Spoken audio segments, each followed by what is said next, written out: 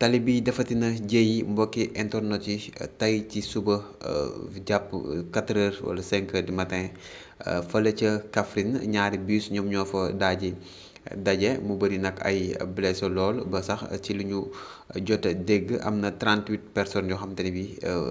faatu nañ ci ak ñi nga xamante ne bi ñoom ñoo ci gaañu ay gaañu yu méttee métti ba tax na tey ki nga xamante ne moom moo di président de la république Macky Sall daal di jël li nga xamante ne bi moom moo di ay dogalam def li nga xamante ni moom moo di deuil national xanaa rek mbokki internet yi